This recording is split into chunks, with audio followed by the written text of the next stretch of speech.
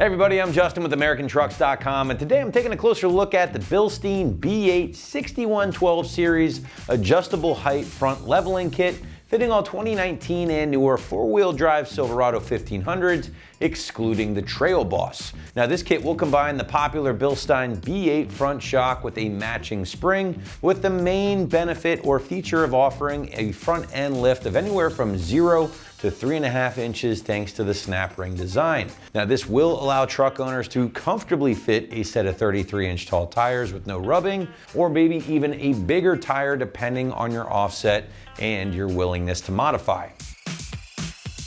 Now the B8 6112 kit that we have here today from Bilstein will be the ride height adjustable option. And again, this will give Silverado owners out there the ability to lift or level their truck anywhere from 0 to 3.5 inches in the front, thanks to this snap ring design.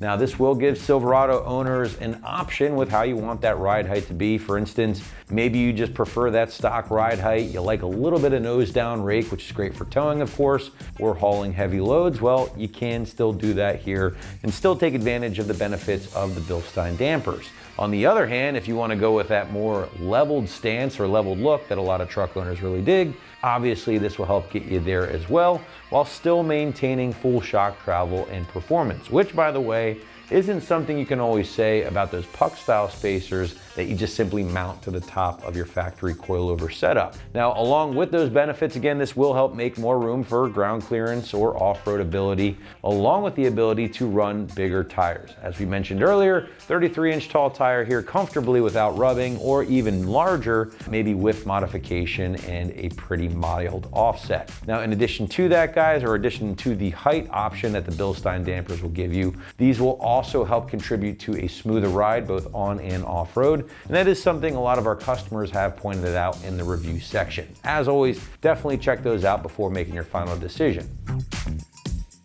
Now let's move into construction here, and let's start off with the Bilstein B8 series damper, one of the more popular options in their pretty expansive lineup. Now, as you can see, this body is pretty large. That's because it's housing a massive 60mm single piston monotube design here, gas charge in that silver zinc coated stainless body, which should help prevent or reduce any corrosion long term. Now, the Bilstein does also feature the company's patented digressive valving technology, which will rapidly change to surface conditions, making for a smoother, more predictable ride, both on and off road. Now, this option does also include brand new springs from Bilstein, in addition to billet anodized spring seats here. And those guys are gonna ride on the snap ring, which you can see a few different color options here. They do again give you the option to go from anywhere from 0 to 3.5 inches, depending on how you want to set up your truck. Now, this kit has been made in the USA and is backed by a pretty solid warranty from Bilstein in the event you ever run into any issues. Moving into pricing, and this kit is gonna land you right around $900, give or take, which does put this in line with a similar setup from Eibach that you can also find here on the site, but still a very long way away from options from Fox or Cognito Motorsports that typically land you around $1,500 to $2,000, if not more. So if you're looking to go with a very solid name in Bilstein, you want that adjustability factor working for you, it's really hard to miss with the B8 kit that we have here. Now, shifting gears, let's talk install. And the site is gonna call this a strong 2 out of 3 wrenches on the difficulty meter and about 4 hours or so, give or take, to complete from start to finish. Now, to give you a better idea of how this might go down in the garage or driveway at home, let's throw it out to the shop for our detailed walkthrough and tool breakdown. For this install, you will need a hammer, a couple impacts, swivel adapter, creates the 1/2-inch adapter if necessary, an extension, 10mm swivel socket, 15, 18, and 21mm sockets, a 14mm ratcheting wrench, 17mm wrench, some clip pliers, a bungee cord, and also not shown here is a jack and jack stands and also a spring compressor. What's up, guys? Today we're going to be doing a leveling kit on our Silverado, so let's get started. Alrighty guys, so we've got the truck in the air, we've got the front wheels off, and the first thing we're going to need to do is grab our 10mm swivel socket on our impact and remove the 3 10mm bolts holding our little brackets on our knuckle, as well as one on our upper control arm. So we'll go ahead and pop those off and then we'll move on. So first we'll go ahead and remove our brake line bracket from our knuckle here. Go ahead and pop this 10mm bolt off. So we'll go ahead and pull our bracket out of position. We'll go ahead and stick that bolt right back into place. This just helps you keep track of all your hardware. Now we also have one behind the knuckle here that we're going to pop off. Can't really see it, but it's directly on the back side of the knuckle here. So now we'll go ahead and pop this one off our upper control arm. Get that out of the way. And go ahead and put that bolt right back in. Now we can go ahead and grab our 18mm socket on our impact, and we're going to remove the lower mounting nut for our sway bar end link on our lower control arm. So again, we'll go ahead and grab our 18mm socket on our impact and remove this nut. Next, we can go ahead and remove the mounting nut for our outer tie rod here. So we'll grab our 21mm socket on our impact and pop that off. And we'll go ahead and thread this back on. Just a couple threads, because we're going to need to unseat our tie rod. So now we're going to need to unseat our tie rod, so you can either use a ball joint removal tool, or if you have a regular hammer, you can go ahead and give it some taps here on the knuckle, and that should shock it into unseating. That's why we have our nut here, it's going to catch it. So now once you have this unseated, you can go ahead and remove our nut, pull our tie rod out. Set that aside. Now you want to go ahead and thread your nut back on. Again, just easier to keep track. Let that hang. Now we can go ahead and loosen our nut for our upper ball joint here. So we'll grab our 18mm socket on a swivel adapter on our impact and go ahead and loosen that up. Then we're going to leave this on a couple threads because we need to unseat this as well. So now before we unseat this, we're going to grab a bungee cord and wrap that around the knuckle and secure that to the chassis. That'll help catch this and hold it in place. We don't want your knuckle to fall out and damage your axle. Once we have that, we'll go ahead and grab our hammer, and just like with our tie rod, we'll give our knuckle a few taps here to go ahead and unseat that. Once you have it unseated, go ahead and pull down on our upper control arm, fully remove our nut. Go ahead and pop that out. Then we can lay our knuckle back. We'll go ahead and thread our ball joint nut back on. All right, so now we can remove our lower strut mounting bolts. Now from the factory, you should have bolts coming up through the bottom with threaded clips on your actual strut. However, due to many previous installs, we no longer have the factory hardware in ours. So for ours, we're gonna use our 15mm socket and 17mm wrench to go ahead and pop these off. Go ahead and remove that first one. We can also get our second one here.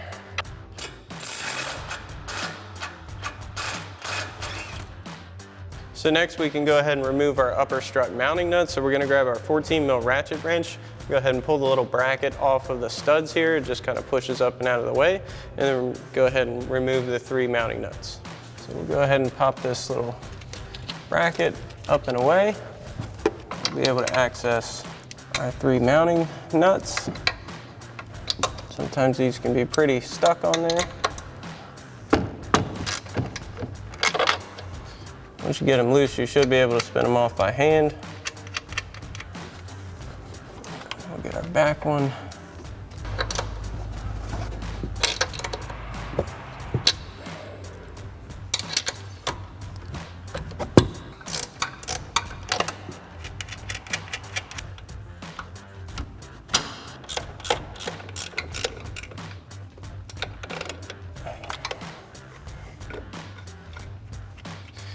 You want to go ahead and remove your rear mounting nut fully first. It's the hardest one to get to. And we'll go ahead and support the bottom of our strut.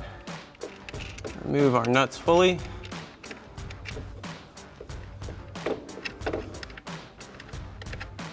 And once we have all those out, we can remove our strut.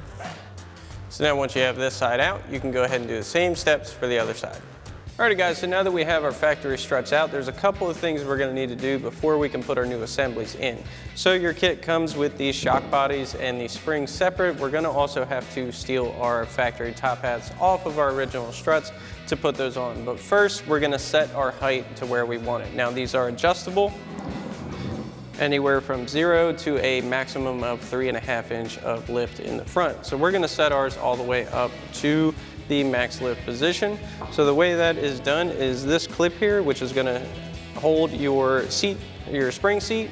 We're gonna move that up with these clip pliers here. Now they have an opening right here. We're gonna go ahead, grab onto those, get them spread out. Now you're gonna have to work this up. It's not gonna go 100% smooth.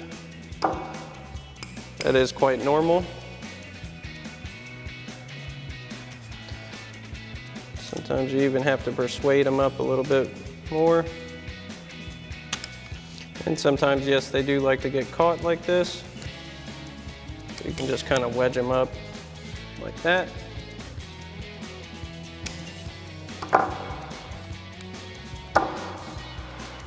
So now once you have your clip in its desired position, we don't need to do anything yet, but our spring seat here is gonna sit with the little recessed end for our clip down like so. You want that to sit flush on your clip. Make sure it's nice and secure. That's where your spring is gonna sit at the bottom of that. Now that we have this one done, we'll go ahead and do the same thing for the other side, and we'll head over to our spring compressor, get our top hat off, and get this new assembly situated. Alrighty guys, so now we're over here at our spring compressor, and as mentioned, we're gonna be removing the top hat off our factory setup. This is held in by an 18mm nut on our shock shaft that goes up through it. So we're gonna grab an 18mm socket and swivel adapter with an extension and go ahead and pop that off. Now, if you don't have a wall mount spring compressor, there are handheld ones easily available to rent at many auto parts stores, so you will need to do that. So we'll go ahead and apply some pressure, get this factory unit disassembled, and then start putting our new one together.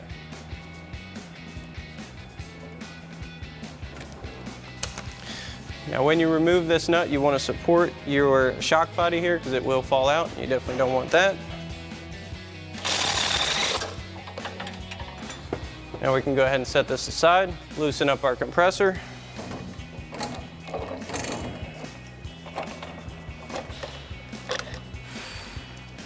And we're going to take our top hat assembly off of our spring with the sheath, and we can set our factory spring aside. So now we've got our new spring here and our top hat. We're going to go ahead and set this in place. We're going to line that upper coil up with the seating position on our top hat, get this back in the spring compressor, and then get our new shock body up through.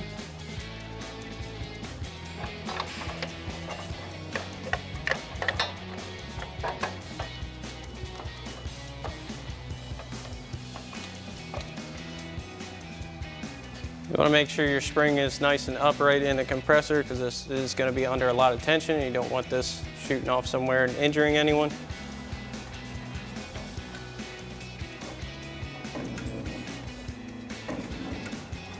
So now we've got our new shock body as well as our new top mounting nut. We got our spring seat here. We're going to send that up through, get our new mounting nut on, tighten it down. Now one thing to note here, we are doing the driver's side. The bottom mounting brackets on your strut here are going to be angled out, and you want the center of this to go at the center where the top coil sits on the top hat. So we'll get our shock body up through, line that up through our top hat. We've got our new mounting nut here. We'll get that on. Double check our alignment here. Then we'll go ahead and tighten this down with our 15mm socket on our swivel adapter and extension. Now that we've got this tightened down, we'll go ahead and release our tension.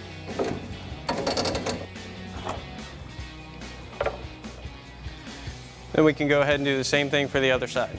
So now we're back over at the truck and we've got our new strut assembly ready to go in. So we're gonna put it back up in the factory upper mount and reuse our factory 14mm nuts for our mounting studs. We'll get those loosely in place and then we'll start assembling the rest.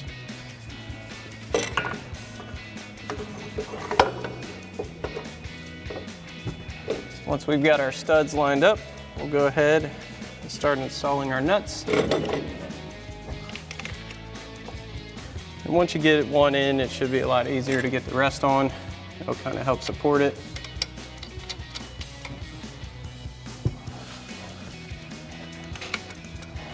Now we're going to leave these loose and we'll get our lower mounting bolts in place.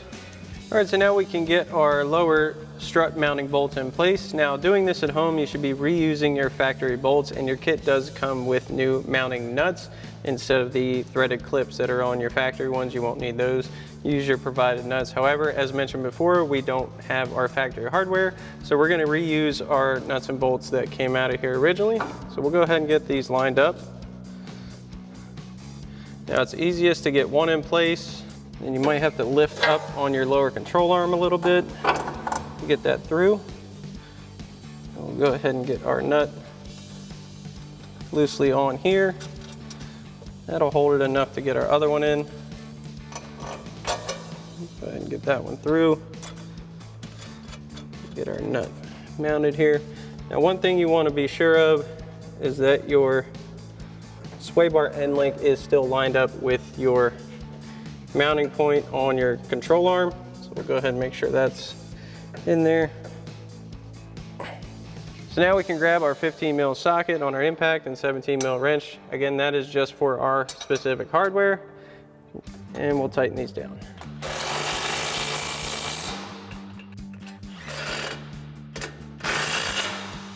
So now we can reinstall our sway bar end link nut. Now you may have to push down a little bit to get your sway bar low enough to get the nut started. Once we have that started, grab our 18 mil socket on our impact and tighten that back down. Now we'll get our upper control arm reattached to our knuckle. Take that nut off. Our knuckle in position. Pull down on our upper control arm. You want to keep tension on that. Get that through. Reattach your nut. You can take our bungee cord off. Then we'll tighten this back down with our 18 mil socket and swivel adapter. Next, we'll get our tie rod reattached. So we'll grab that, take that nut back off. Get our knuckle back into position. Slide that back on. Reattach our nut. We'll tighten that back down with our 21 mil socket on our impact.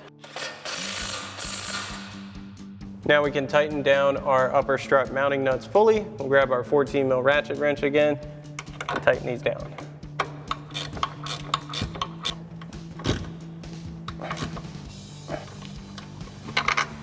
Once you have one tightened down, the other should be able to spin down a bit by hand. Save you a little time.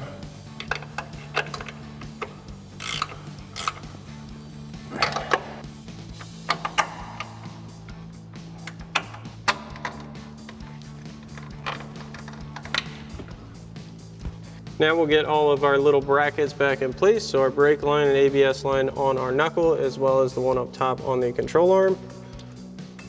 We'll grab those 10 millimeter screws.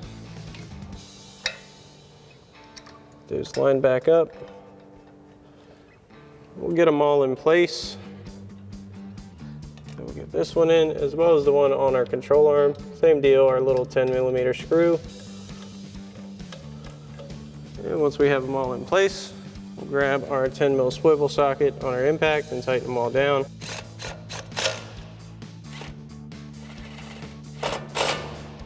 As well as the one up top.